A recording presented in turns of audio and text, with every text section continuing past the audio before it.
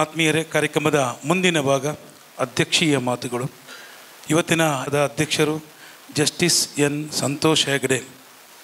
ನಿಟ್ಟೆ ಸಂತೋಷ್ ಹೆಗಡೆಯವರು 83 ವರ್ಷ ಪ್ರಾಯ, ಆದರೂ ನಮ್ಮ ಜೊತೆ ಇದ್ದಾರೆ. ತುಂಬ ಸಂತೋಷ. ದೇವರವರಿಗೆ ಆಯುರಾರೋಗ್ಯ ಕೊಡಲಿ ಅಂತ ಪ್ರಾರ್ಥಿಸ್ತೇನೆ.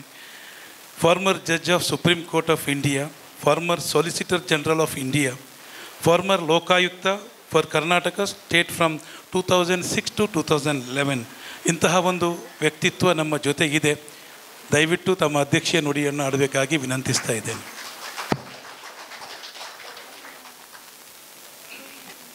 ಎಲ್ಲರಿಗೂ ನಮಸ್ಕಾರಗಳು. ಈ ಒಂದು ಸುಂದರ ಅರ್ಥಪೂರ್ಣ ಕಾರ್ಯಕ್ರಮದ ವೇದಿಕೆಯಲ್ಲಿ ಆಸೀನರಾಗಿರುವಂಥ ಮತ್ತು ಇವತ್ತು ಅಭಿನಂದನಾ ಪಡ್ಕೊಂಡಂಥ ಡಾಕ್ಟರ್ KV ವಿದ್ಯಾಕುಮಾರಿ IAS ಅವರೇ, ಅವರ ತಾಯಿಯವರೇ, ಪತಿರಾಯರೇ, ತಂಗಿಯವರೇ, ಮಗನೇ, ಕುಟುಂಬ ವರ್ಗದ ಎಲ್ಲ ಇಲ್ಲಿರುವಂಥ ಎಲ್ಲ ಸದಸ್ಯರೇ ಮತ್ತು ವೇದಿಕೆಯಲ್ಲಿ ಆಸೀನರಾಗಿರುವಂಥ ಡಾಕ್ಟರ್ ಹಾಜಿ UK ಮೋನು ಅವರೇ, ರೆವರೆಂಡ್ ಫಾದರ್ ರೋಷನ್ ಕ್ರಾಸ್ತಾ ಅವರೇ, ಶ್ರೀ AB ಪುರಾಣಿಕ್ ಅವರೇ, ಶ್ರೀ ಹೈದರ್ ಪರ್ತಿಪಾಡಿ ಅವರೇ, ಶ್ರೀ K ರವೀಂದ್ರ ರೈ ಕಲ್ಲಿಮಾರ್ ಅವರೇ, ಶ್ರೀ ಲಯನ್ ಚಂದ್ರ ಶೆಟ್ಟಿ ಅವರೇ ಮತ್ತು ಈ ಭಾಗದ ಇನ್ನೊಬ್ಬ ವ್ಯಕ್ತಿ ಹಾಜಬ್ಬ ಪದ್ಮಶ್ರೀ ಪುರಸ್ಕೃತರೇ, ಇತರ ವಿದ್ಯಾಕುಮಾರಿಯವರ ಬಂಧುಗಳೇ ಮತ್ತು ವಿದ್ಯಾರ್ಥಿಗಳೇ, ಒಂದು ಸುಂದರ ಅರ್ಥಪೂರ್ಣ ಕಾರ್ಯಕ್ರಮ ಅಂತ ಹೇಳಿದೆ. ಇದರ ಬಗ್ಗೆ ನನಗಿಂತ ಮೊದಲು ಮಾತಾಡಿದವರು ಭಾಳಷ್ಟು ಹೇಳಿದ್ದಾರೆ, ನಾನು ಕೂಡ ಅದನ್ನು ತಿಳ್ಕೊಂಡಿದ್ದೇನೆ. ಇದು ಒಂದು ಸಮಾಜದ ಕರ್ತವ್ಯ ಅಂತ ನಾನು ತಿಳ್ಕೊಂಡಿದ್ದೇನೆ. ಆ ಹಿನ್ನೆಲೆಯಲ್ಲಿ ನನ್ನನ್ನು ಈ ಕಾರ್ಯಕ್ರಮಕ್ಕೆ ಆಹ್ವಾನಿಸಿದಾಗ ನಾನು ಬರ್ತೇನೆ ಅಂತ ಹೇಳಿದೆ. ಯಾಕಂದರೆ ಸಮಾಜದ ಕರ್ತವ್ಯವನ್ನು ಪೂರೈಸುವುದು ನಮ್ಮೆಲ್ಲರ ಕರ್ತವ್ಯ ಅಂತ ನಾನು ತಿಳ್ಕೊಂಡಿದ್ದೇನೆ. ಒಳ್ಳೆಯ ಕೆಲಸ ಮಾಡಿದ್ದವರನ್ನು ಗುರುತಿಸಿ ಅವರನ್ನು ಸನ್ಮಾನಿಸುವುದರಿಂದ 2 ಸಂದೇಶಗಳು ಸಮಾಜಕ್ಕೆ ಹೋಗ್ತದೆ. ಒಂದು, ಆ ಸನ್ಮಾನವನ್ನು ಪಡೆದಂಥ ವ್ಯಕ್ತಿಗಳಲ್ಲಿ ಜಾಸ್ತಿ ಹುರುಪು ಬರ್ಬೋದು.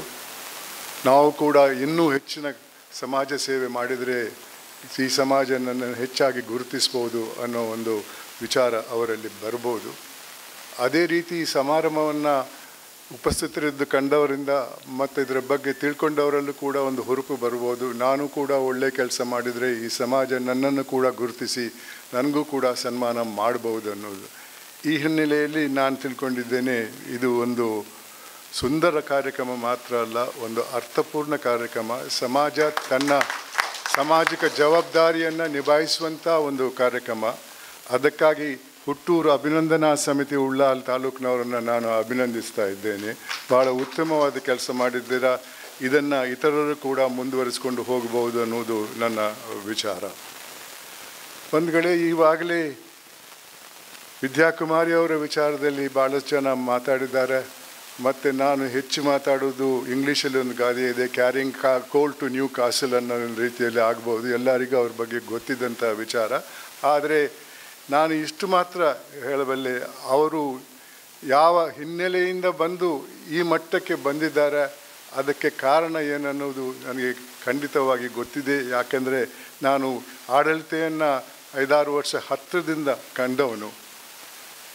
ಈ ಒಂದು IAS ಹುದ್ದೆಗೆ ಬರಬೇಕಾದ್ರೆ ಅಷ್ಟು ಸುಲಭದ ಕೆಲಸ ಅಲ್ಲ.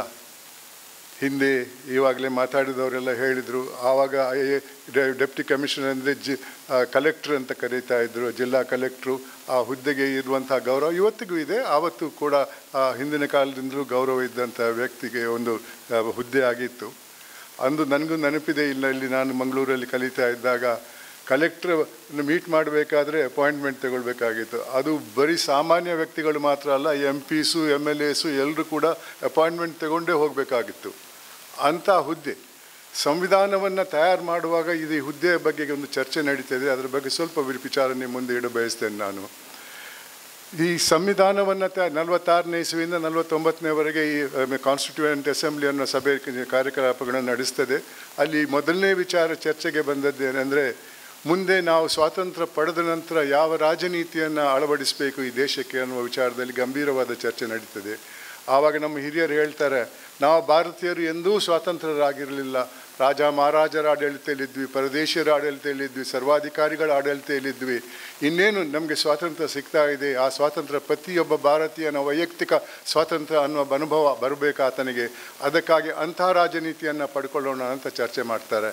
ಆವಾಗ ಅಂತಾರಾಷ್ಟ್ರೀಯ ಮಟ್ಟದಲ್ಲಿ ಹಲವಾರು ರಾಜನೀತಿಗಳಿದ್ದವು. ರಾಜ ಮಹಾರಾಜರಿದ್ದರು, ಸರ್ವಾಧಿಕಾರಿಗಳಿದ್ದರು, ಇಸಮ್ ಬೇಸ್ಡ್ ಪಾಲಿಟಿಕ್ಸ್ ಇತ್ತು, ಕಮ್ಯುನಿಸಮ್, ಸೋಷಲಿಸಮ್, ಕ್ಯಾಪಿಟಲಿಸಮ್. ಈ ಹಿನ್ನೆಲೆಯಲ್ಲಿ ಇದರ ಜೊತೆ ಇನ್ನೊಂದು ರಾಜನೀತಿ ಇತ್ತು, ಅದು ಪ್ರಜಾಪ್ರಭುತ್ವ ಅನ್ನೋ ರಾಜನೀತಿ. ಪ್ರಜಾಪ್ರಭುತ್ವದ ಅರ್ಥ ನನ್ನ ಅನಿಸಿಕೆಯಲ್ಲಿ ಅಂದು ಜನರಿಂದ ಜನರಿಗಾಗಿ ಜನರ ಸರ್ಕಾರ ಅಂತ ಇತ್ತು. ಈ ಹಿನ್ನೆಲೆಯಲ್ಲಿ 3 ಸ್ತಂಭಗಳನ್ನು ನಮ್ಮ ಹಿರಿಯರು ಸಂವಿಧಾನದಲ್ಲಿ ಸ್ಥಾಪನೆ ಮಾಡ್ತಾರೆ: ಶಾಸಕಾಂಗ, ಕಾರ್ಯಾಂಗ, ನ್ಯಾಯಾಂಗ ಅಂತ. ಶಾಸಕಾಂಗದ ಸ್ಥಾಪನೆ ಬಗ್ಗೆ ಚರ್ಚೆ ಮಾಡುವಾಗ ಬಾಬಾ ಸಾಹೇಬ್ ಅಂಬೇಡ್ಕರ್ ಹೇಳ್ತಾರೆ, ಈ ಶಾಸಕಾಂಗಕ್ಕೆ ಬರುವವರಿಗೆ ಸ್ವಲ್ಪ ವಿದ್ಯಾ ಅರ್ಹತೆ ಬೇಕು ಅನ್ನೋ ವಿಚಾರವನ್ನು ಚರ್ಚೆ ಮಾಡ್ತಾರೆ. ಯಾಕಂದರೆ ಮುಂದೆ ಕಾನೂನು ಮಾಡುವವರು ಅವರಿಗೆ ಕಾನೂನಿನ ಅರ್ಥ ಆಗಬೇಕು, ಅದರ ಪರಿಣಾಮಗಳು ಏನಂತ ತಿಳ್ಕೊಳ್ಬೇಕಾದ್ರೆ ಅದಕ್ಕೆ ಸ್ವಲ್ಪ ವಿದ್ಯಾ ಅರ್ಹತೆ ಬೇಕಂತ ಬಾಬಾ ಸಾಹೇಬ್ ಅಂಬೇಡ್ಕರ್ ಹೇಳ್ತಾರೆ. ಭಾಳಷ್ಟು ಜನರು ಅವರ ಮಾತನ್ನು ಒಪ್ಕೊಳ್ತಾರೆ. ಆವಾಗ ಒಬ್ಬರು ಸದಸ್ಯರು, ಕಾನ್ಸ್ಟಿಟ್ಯೂಯೆಂಟ್ ಅಸೆಂಬ್ಲಿ ಮೆಂಬರ್ ಎದ್ದು ನಿಂತು ಹೇಳ್ತಾರೆ, ಸ್ವಾಮಿ, ಇತ್ತೀಚೆಗೆ ನಾವು ಪ್ರಜಾಪ್ರಭುತ್ವ ಅನ್ನೋ ರಾಜನೀತಿಯನ್ನು ಪಡ್ಕೊಂಡಿವಿ. ನೀವು ಹೇಳಿದ್ರಿ ಪ್ರಜಾಪ್ರಭುತ್ವದ ಅರ್ಥ ಜನರಿಂದ ಜನರಿಗಾಗಿ ಜನರ ಸರ್ಕಾರ ಅಂತ ಹೇಳಿದ್ರಿ. ಇವತ್ತು ಸ್ವಾಮಿ, ಅಂದರೆ 1946ರಲ್ಲಿ ಭಾರತದ ಜನಸಂಖ್ಯೆ 40 ಕೋಟಿ. 40 ಕೋಟಿ ಜನಸಂಖ್ಯೆಯಲ್ಲಿ 80% ಜನರಿಗೆ ಯಾವ ವಿದ್ಯಾ ಅರ್ಹತೆಯನ್ನು ಇಲ್ಲ ಸ್ವಾಮಿ. ಸ್ವಾಮಿ, ಪ್ರಜಾಪ್ರಭುತ್ವವನ್ನು 20% ವಿದ್ಯಾವಂತರಿಗೆ ಮೀಸಲಾಗಿಡ್ತೀರಾ ಅಂತ ಒಂದು ಪ್ರಶ್ನೆ ಕೇಳ್ತಾರೆ. ಸಭೆ ನಿಶಬ್ದವಾಯಿತಂತೆ. ಯಾರಿಂದಲೂ ಆ ಸನ್ಮಾನ್ಯ ಸದಸ್ಯರನ್ನು ವಿರೋಧಿಸುವಂಥ ಶಕ್ತಿ ಇರಲಿಲ್ಲ. ಆವಾಗ ಬಾಬಾ ಸಾಹೇಬ್ ಅಂಬೇಡ್ಕರ್ ಕೂಡ ಹೇಳ್ತಾರೆ, ಇದೆಲ್ಲ ಸರಿ, ನಾನು ಒಪ್ಕೊಳ್ತೇನೆ, ಆದರೆ ಆಡಳಿತ ಮಾಡುವವರು ಯಾರು? ಆ ಹಿನ್ನೆಲೆಯಲ್ಲಿ ಕಾರ್ಯಾಂಗದ ಸ್ಥಾಪನೆ ಆಗ್ತದೆ.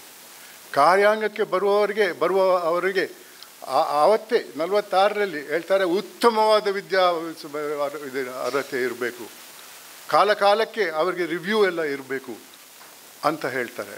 ಯಾಕಂದರೆ ಮುಂದೆ ಆಡಳಿತ ಮಾಡುವವರು ಅವರು. ಶಾಸಕಾಂಗ ಕಾನೂನನ್ನು ಮಾಡ್ತದೆ, ಆ ಕಾನೂನನ್ನು ಜಾರಿಗೆ ತಂದು ಆಡಳಿತಕ್ಕೆ ತರುವಂಥ ವ್ಯಕ್ತಿಗಳು ಕಾರ್ಯಾಂಗದವರು. ಅವರು ಆಡಳಿತ ಮಾಡುವವರು ಅನ್ನುವ ನಿರ್ಧಾರದಲ್ಲಿ ಶಾಸಕಾಂಗಕ್ಕೆ ವಿದ್ಯಾ ಅರ್ಹತೆ ಬೇಡ ಅಂತಾರೆ, ಕಾರ್ಯಾಂಗಕ್ಕೆ ವಿದ್ಯಾ ಅರ್ಹತೆ ಬೇಕಂತಾರೆ. ಆದರೆ ಇವತ್ತು ಆಡಳಿತ ಮಾಡುವವರು ಯಾರು? ದೇಶದ ರಾಷ್ಟ್ರಪತಿ ಆಗಬೇಕಾದ್ರೆ ಯಾವ ಕ್ವಾಲಿಫಿಕೇಷನು ಬೇಡ, ಪ್ರಧಾನಮಂತ್ರಿ ಆಗಬೇಕಾದ್ರೆ ಯಾವ ಕ್ವಾಲಿಫಿಕೇಷನು ಬೇಡ. ಇವತ್ತಿನ ಪರಿಸ್ಥಿತಿಯಲ್ಲಿ ನಾನು ಈ ಪ್ರಶ್ನೆಗೆ ಜವಾಬು ಕೊಡಬೇಕಾಗಿಲ್ಲ. ಆಡಳಿತ ಮಾಡುವವರೊಂದು ಯಾರಂತ ನೀವೇ ತಿಳ್ಕೊಳ್ಳಿ. ಆದರೆ ಆ ಆಡಳಿತೆಯ ಲಾಭ ಪಡೆಯುವವರು ಕೂಡ ಅವರೇ. ಕಾರ್ಯಾಂಗ ಇಲ್ಲದೆ ಈ ದೇಶದ ಆಡಳಿತ ನಡೆಯೋಕ್ಕೆ ಸಾಧ್ಯವಿಲ್ಲ. ಆದ್ದರಿಂದ ಇವತ್ತು ಕಾರ್ಯಾಂಗದ ಜವಾಬ್ದಾರಿ ಜಾಸ್ತಿ ಆಗಿದೆ. ಆ ಜವಾಬ್ದಾರಿಯನ್ನು ನಿಭಾಯಿಸುವಂಥ ವ್ಯಕ್ತಿಗಳು ಕಮ್ಮಿ ಆಗಿದ್ದಾರೆ. ಅವರು ಹೇಳಿದ್ದನ್ನು ಕೇಳಿ ನಾವು ಮಾಡ್ತೇವೆ. ಸೈನ್ ಹಾಕುವವರು ಇವರು, ನಿರ್ಧಾರ ಮಾಡುವವರು ಅವರು. ಆದರೆ ಭಾಳಷ್ಟು ಜನ ಇವತ್ತು ಆ ಕಾರ್ಯಾಂಗದಲ್ಲಿದ್ದಾರೆ. ಕಾನೂನು ಏನು ಹೇಳ್ತದೋ, ಜನರಿಗೆ ಏನು ಬೇಕೋ ಅನ್ನುವುದನ್ನು ಮಾತ್ರ ಮನಸ್ಸಲ್ಲಿಟ್ಕೊಂಡು ನಿರ್ಧಾರ ಮಾಡುವಂಥ ವ್ಯಕ್ತಿಗಳು ಇನ್ನೂ ಇದ್ದಾರೆ. ಅದರಲ್ಲಿ ವಿದ್ಯಾಕುಮಾರಿ ಅವರು ಒಬ್ಬರು ಅಂತ ನಾನು ಹೇಳಬಯಸ್ತೇನೆ. ರೆವರೆಂಡ್ ಫಾದರ್ ರೋಷನ್ ಕಾಸ್ತಾ ಅವರು ಮಾತಾಡ್ತಾ ಹೇಳಿದರು, ಈ ಹುದ್ದೆ ಪರ್ಮನೆಂಟ್ ಅಂತ. ಇಲ್ಲ, ಮುಂದಕ್ಕೂ ಹೋಗಬೇಕು, ಚೀಫ್ ಸೆಕ್ರೆಟರಿವರೆಗೂ ಆಗಬೇಕಂತ ನಾನು ಆಶಿಸ್ತಾ ಇದ್ದೇನೆ. ದೇವರು ನಿಮಗೆ ಅವೊಂದು ಕೊಡಲಿ ಅಂತ. ಇಂಥ ವ್ಯಕ್ತಿಗಳು ಆಡಳಿತೆಯಲ್ಲಿ ಇದ್ದರೆ ಆಡಳಿತೆಯಲ್ಲಿ ಸುಧಾರಣೆ ಬರ್ತದೆ. ಅವರು ಹೇಳಿದ್ದನ್ನು ನಾನು ಮಾಡ್ತೇನೆ, ಸಹಿ ಮಾಡ್ತೇನೆ ಅನ್ನೋ ವಿಚಾರವನ್ನು ಮನಸ್ಸಲ್ಲಿ ಇಟ್ಕೊಂಡಿದ್ರೆ, ಅಥವಾ ಯಾವುದೇ ಒಂದು ನಿರ್ಧಾರಕ್ಕೆ ಬರಬೇಕಾದ್ರೆ ಇದರಲ್ಲಿ ನನಗೇನಿದೆ ಅಂತ ತಿಳ್ಕೊಳ್ಳುವಂಥ ಭಾವನೆ ಇಟ್ಕೊಂಡವರು ಈ ಆಡಳಿತೆಯಲ್ಲಿ ಇರಲೇಬಾರದು. ಈ ಪ್ರಜಾಪ್ರಭುತ್ವದ ಅರ್ಥವನ್ನು ಮುಂದುವರಿಸ್ಕೊಂಡು ಬೇಕಾದರೆ ಈ ಕಾರ್ಯಾಂಗದವರಿಂದಲೇ ಆಗಬೇಕು ಹೊರತು ಇತರ ಎರಡು ಸಂಸ್ಥೆಯಿಂದ ಆಗಕ್ಕಿಲ್ಲ. ಅದಕ್ಕೆ ಅಧಿಕಾರ ಇಲ್ಲ ಕಾನೂನು ಸಂವಿಧಾನದಲ್ಲಿ. ಅಂಥ ಒಂದು ಜವಾಬ್ದಾರಿಯುತವಾದ ಹುದ್ದೆಯನ್ನು ಇವರು ಅಲಂಕರಿಸಿದ್ದಾರೆ. ಇವತ್ತು ಮುಂದಕ್ಕೂ ಕೂಡ ಇದೇ ರೀತಿ ಜನರಿಗೆ ಏನು ಬೇಕು, ಈ ದೇಶಕ್ಕೆ ಏನು ಬೇಕು ಅನ್ನೋದು ಮಾತ್ರ ಇರಬೇಕು ಹೊರತು ನನಗೆ ಇದರಲ್ಲಿ ಏನಿದೆ ಅನ್ನೋ ಭಾವನೆ ಇರಬಾರ್ದು ಅನ್ನೋದು ನನ್ನ ಒಂದು ಸಲಹೆ ಇದೆ.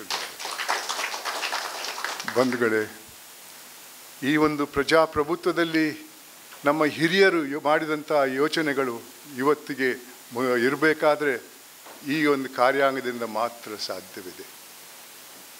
ನ್ಯಾಯಾಂಗ ಅದು ಬೇರೆಯೇ ವಿಚಾರ, ವಿವಾದದಲ್ಲಿ ಅದಕ್ಕೆ ಒಂದು ಪರಿಹಾರ ಹುಡುಕುವಂತಹ ಸಂಸ್ಥೆ. ಶಾಸಕಾಂಗ ಬರೀ ಕಾನೂನು ಮಾಡೋಕ್ಕೆ ಮಾತ್ರ. ಆದರೆ ಇವತ್ತಿನ ರಾಜಕೀಯ ಪರಿಸ್ಥಿತಿಯಲ್ಲಿ ಅದರಲ್ಲಿ ಭಾಳ ದೊಡ್ಡ ಬದಲಾವಣೆ ಬಂದಿದೆ. ಅದರಿಂದ ಕಾರ್ಯಾಂಗದಲ್ಲಿರುವವರ ಜವಾಬ್ದಾರಿ ಜಾಸ್ತಿ ಆಗಿದೆ. ಅವರು ನಾವು ಹೇಳಿದ ಮಾತನ್ನು ಕೇಳಲಿಲ್ಲ, ಇವರನ್ನು ಟ್ರಾನ್ಸ್ಫರ್ ಮಾಡ್ತೇವೆ ಅಂತ ಯೋಚನೆ ಇಟ್ಕೊಂಡ್ರೆ ಅದರ ಬಗ್ಗೆ ಹೆದರಬೇಡಿ.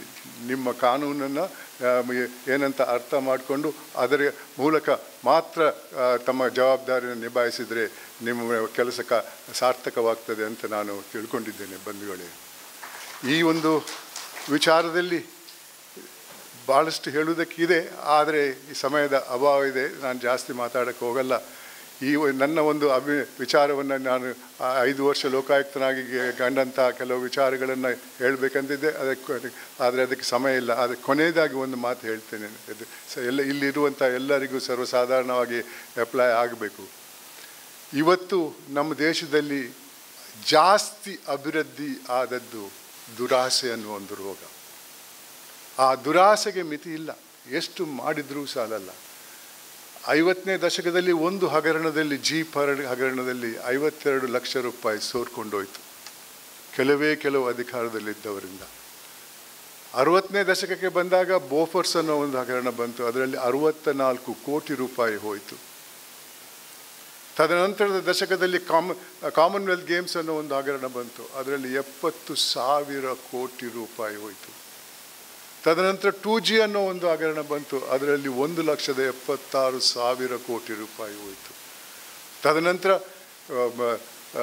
ಕೋಲ್ಗೇಟ್ ಅನ್ನೋ ಒಂದು ಹಗರಣ ಬಂತು, ಅದರಲ್ಲಿ 1,80,000 ಕೋಟಿ. ಇದೆಲ್ಲ ನೀವು ಗೂಗಲ್ಗೆ ಹೋಗಿ, ಇದರಲ್ಲಿದೆ ಗೂಗಲಲ್ಲಿ. 1985ರಲ್ಲಿ ಅಂದಿನ ಪ್ರಧಾನಮಂತ್ರಿ ದಿವಂಗತ ರಾಜೀವ್ ಗಾಂಧಿ ಅವರು ಹೇಳಿದಂಥ ಮಾತು, ಸರ್ಕಾರ ಅಂದು 85ರಲ್ಲಿ ಅಭಿವೃದ್ಧಿಗೆ ಕೊಟ್ಟಂಥ 1 ರೂಪಾಯಲ್ಲಿ ಕೊನೆಯ ಹಂತಕ್ಕೆ ಓದೋದು 15 ಪೈಸೆ ಮಾತ್ರ. ಇದಕ್ಕೆ ಮೂಲ ಕಾರಣ ಯಾರಂತ ನಾನು ಹೇಳಬೇಕಾಗಿಲ್ಲ. ಆದರೆ ಇಂಥ ಅಧಿಕಾರಿಗಳು ಜಾಸ್ತಿ ಸಂಖ್ಯೆಯಲ್ಲಿ ಇದ್ದರೆ ಅಂಥ ಹಗರಣಗಳು ನಡೀತಾ ಇಲ್ಲ. ವಿದ್ಯಾಕುಮಾರಿಯವರೇ, ನಿಮ್ಮ ಜವಾಬ್ದಾರಿ ಜಾಸ್ತಿ ಆಗಿದೆ. ಈ ಅಭಿನಂದನೆಯಿಂದಲೂ ಕೂಡ ಜಾಸ್ತಿ ಆಗಿದೆ. ಯಾಕಂದರೆ ಇಷ್ಟೊಂದು ಜನ ಇಲ್ಲಿ ಕೂತವರು ನಿಮ್ಮನ್ನು ಒಬ್ಬ ಪ್ರಾಮಾಣಿಕ ಅಧಿಕಾರಿಯಾಗಿ ನೀವು ದೇಶ ಸೇವೆ ಮಾಡ್ತೀರಿ ಅನ್ನೋದನ್ನು ನಂಬಿಕೊಂಡಿದ್ದಾರೆ.